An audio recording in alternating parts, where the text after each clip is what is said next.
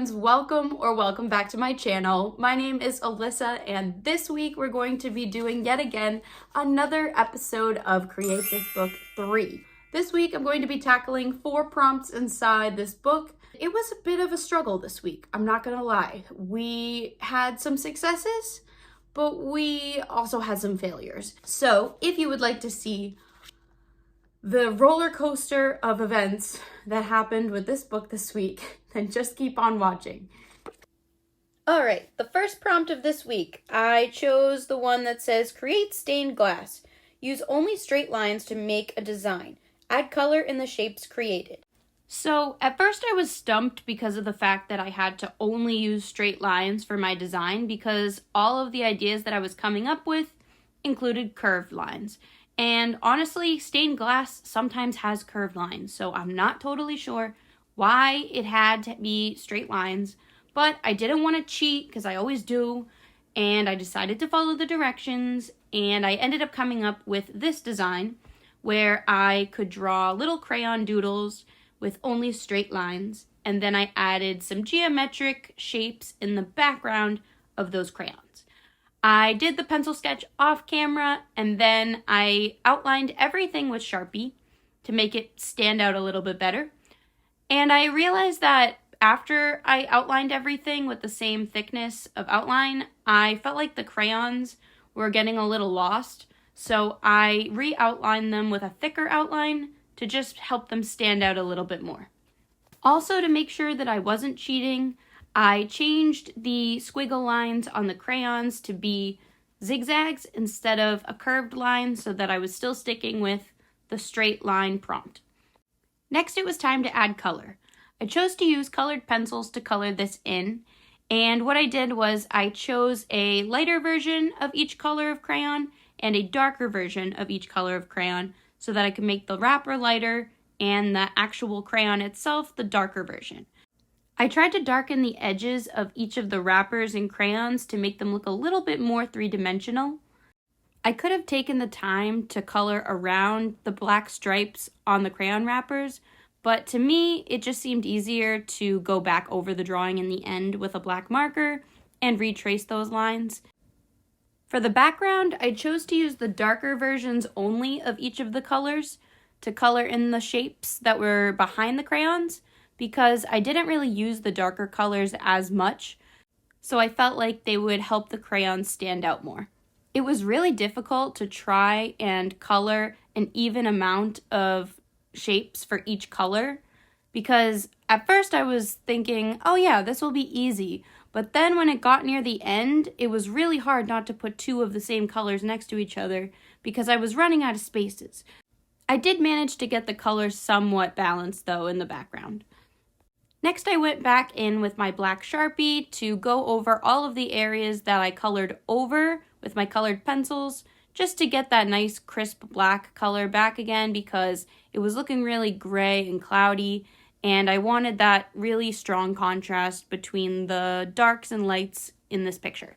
Once I cleaned up the outlines, it didn't really feel like stained glass to me. It just kind of looked like a flat picture. So I decided to go in with a white paint pen and add some highlights.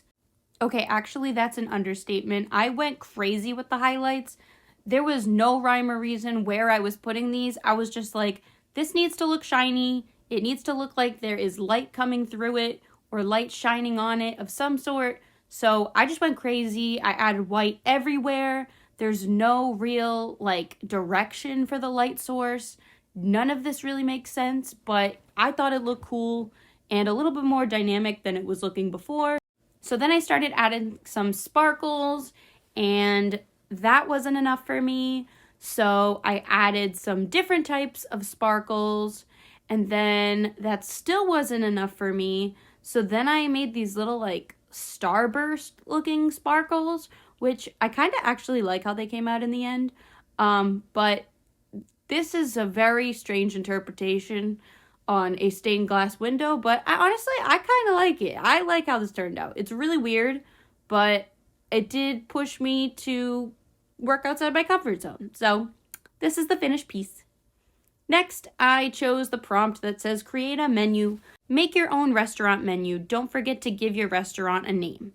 So for me, I was trying to think about what kind of food I wanted to serve at my restaurant, and I decided on brunch. I love brunch so much because most days I don't eat breakfast, or I'm in a rush and I eat something gross for breakfast.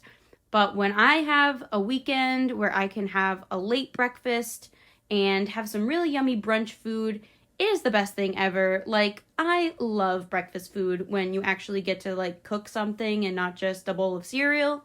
So after choosing what kind of food I was going to serve at my restaurant, I had to come up with a name. And the name that I came up with was Brunch Babe. I wanted it to have a bit of a gothic style, so I copied this font from online. It was really difficult, but I did my best. I think it came out okay. And our logo is this little baddie egg. She is the moment. And then I went on to drawing the food. So the first thing that I drew was Eggs Benedict, which is my favorite brunch food ever. I ended up making the drawing really big, so I didn't actually get to include a lot of things on my menu, but I did add as many details as I could to the drawings that I did add. So I started off by drawing the hollandaise sauce, and then I worked on the ham. I struggled a little bit with trying to make the texture of the English muffin, but I did my best.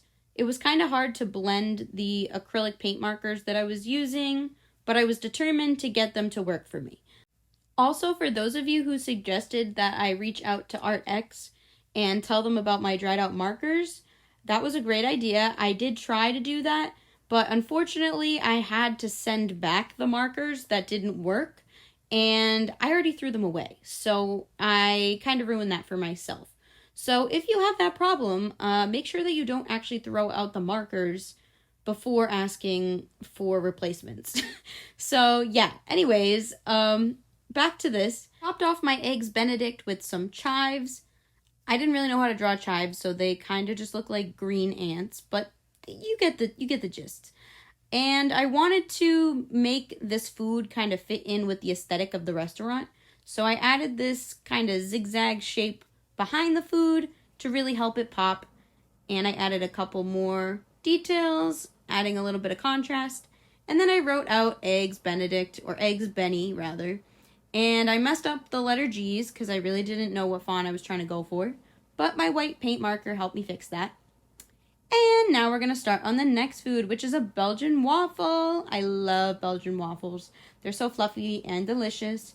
And please leave a comment below if you are team waffle or team pancake. I do like both, but I do think waffles are superior. I just like that they're crunchy. Pancakes don't have that, difference in texture. They're fluffy all around, but a waffle is fluffy on the inside and crunchy on the outside. So obviously it's superior. Anyways, getting off topic, I had a lot of trouble trying to do the crisscrosses on the waffle, so it went through a lot of stages. Also, yes, I am aware that the number of crevices is different on each half of the waffle. Don't point it out. I'm aware. I just kind of stopped caring at that point because I had already redone it like 3 times. Then I added some syrup because syrup is amazing. And I tried to make it look kind of shiny with a lighter brown on top. And I topped it off with some white highlights to make it look even more shiny. Once I finished coloring in the waffle, I added the same zigzag shape behind the waffle as the Eggs Benedict to make it look more cohesive. And I wrote out Belgian waffle on the side of the picture.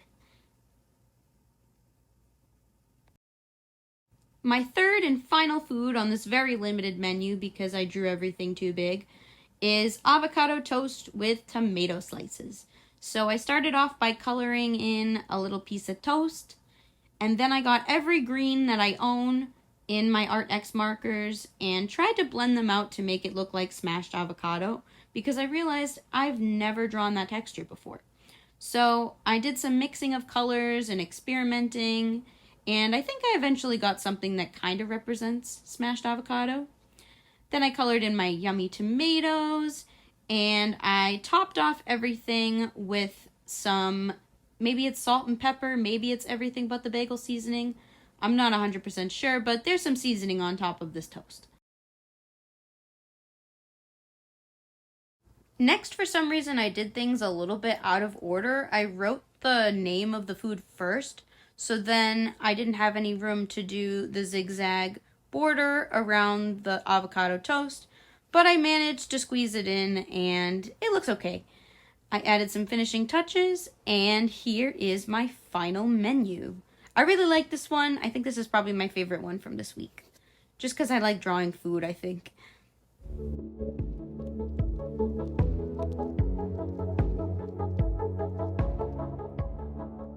Now here's where things start going south. The next prompt I chose was create a straw painting. Paint with a straw. Now I thought I was so clever with this one because I did some bubble art with my kindergarten students last year where we used a straw to blow bubbles into water that was mixed with dish soap and paint. And we made these really cool prints. So I was like, oh my god, I'm going to do that for this and it will look great. But things did not turn out as expected for this, so just be prepared. Brace yourselves. So the first thing I did was I prepped the paper by painting it rainbow because I wanted the rainbow to kind of show through when I made the stamps of the bubbles. After I was finished with that, I got some dish soap and I got some black paint and I mixed it with just a little bit of water. And I made this really gross looking sludge in my paint cup. And I made sure to protect my desk as best I could. And I blew some bubbles into this cup. Now what you're supposed to do is put your paper on top of the bubbles and stamp it down.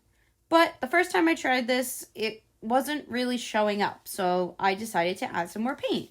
And then I blew some more bubbles. And I tried it for a second time. Then it was working a little bit better, but it still wasn't what I wanted. So I added more black paint, blew some more bubbles again, stamped it, and it was looking pretty good. So I repeated this process a bunch of times, and it started off okay, but then my too much gene came in, and I added so many bubbles that I was like saturating my Create This book. You can see the paint like pooling up in the crevice of the book pages. And I just couldn't help myself. I was just adding more and more bubbles. I was like a kid in a candy store, just like, yeah, the more bubbles I add, the better this is gonna look. But unfortunately, that was not true. So here I am being insane and just going for it with all of these bubbles. This was not necessary. Like, if I stopped here, maybe it wouldn't have looked so bad, but it did because I just kept going and going and going. So I left my bubble art to dry for approximately 1,000 years, and when I came back, it was mostly dry, and I decided that I wanted to do something with it to make it cooler. I liked this side of it. I didn't like this side of it. Honestly, I don't know. It just wasn't really speaking to me. So I decided to go in with some paint markers and try to redefine some bubble shapes, but that didn't really show up well, so I decided to do it with white paint pen, and that worked a little bit better. After starting this though, I soon realized that I really couldn't see a lot of bubble outlines because of how many bubbles I put on this paper, so I just kind of started lying and drawing bubbles that didn't exist because I wanted to fill up the page. So don't tell me I was cheating. And then I added some sparkles because I still didn't love how this was looking. And then I still didn't love it, so I decided to go in with some shiny holographic smiley face stickers to fill up the blank space. And this is what the finished page looks like. Is it my favorite page? Definitely not. Did it get me to try something I normally wouldn't? Yes. So I guess it was kind of a success, but this was not at all what I was expecting this page to turn out like. All right, and the last prompt this week, and the most problematic prompt this week, is create a finger painting. Use your fingers to paint.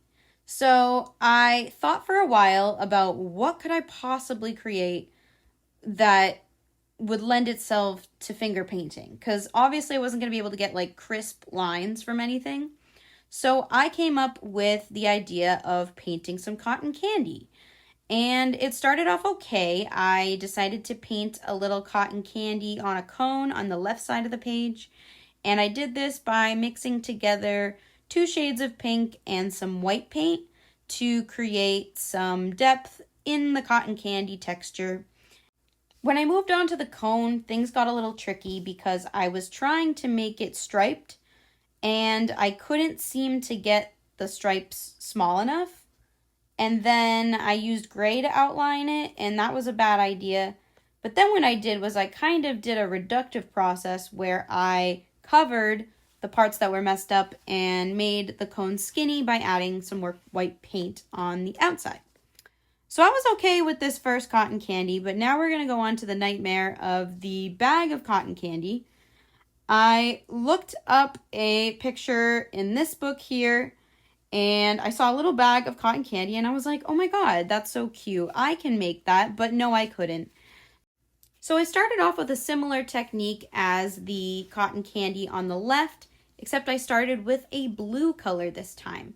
So I made some blue on the bottom, and then I layered some yellow on top. First I started with this lighter yellow, and it was disgusting, so I added a brighter yellow and some white to it to make it look a little bit better.